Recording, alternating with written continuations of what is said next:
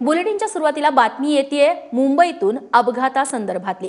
खरं तर खासगी बसच्या सुरक्षिततेचा मुद्दा पुन्हा एकदा ऐरणीवरती आलाय, कारण गेल्या 2 दिवसात खासगी बसच्या अपघातात 2 जण दगावलेत तर 40हून अधिक प्रवासी जखमी झालेत। आज पहाटे मुंबईतल्या दादर टीटी भागात एक खासगी बस पलटी झाली आहे। यात एका प्रवाशाचा मृत्यू झालाय तर 35 प्रवासी यात जखमी झालेत। ही बस बोरिवलीहून रत्नागिरीला जात होती। जखमींना रुग्णालयात दाखल करण्यात आलेला आहे। तर काल विक्रोळी जवळच्या गांधीनगर फ्लायओव्हर जवळ बस उलटली आणि बस चालकाचा यात जागीच मृत्यू झाला तर इतर 4 प्रवासी यात गंभीर जखमी झालेत। त्यामुळे खासगी बस प्रवासासाठी किती सुरक्षित आहेत हा प्रश्न निर्माण झालाय।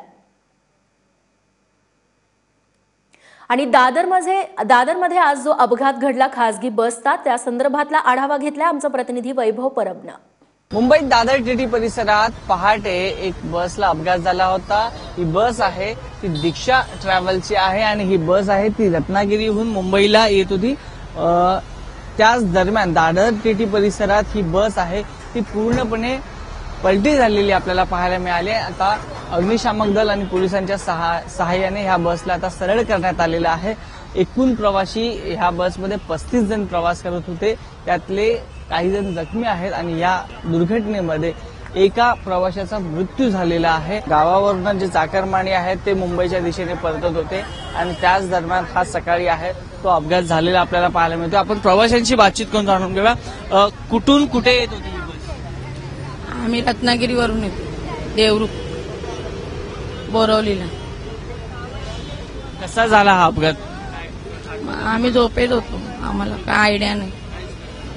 किती प्रवासी होते यामध्ये? बस भरली होती पूर्ण, सीट बाय सीट। तातडीने तुम्हाला सर्व सहाय्य मिळालं? आपण पाहिलं की प्रवासी आहेत ते सकाळी झोपेत होते आणि त्याच दरम्यान हा अपघात झालेला आहे। पाहू शकतो की प्रवाशांचं संपूर्ण सामान आहे ते खाली अस्ताव्यस्त झालेलं पाहायला मिळतंय। जवळपास 35 प्रवासी आहेत ते या दुर्घटनेमध्ये जखमी झालेले आहेत आणि एक प्रवासी आहे यामध्ये मृत्यू झालेला आहे।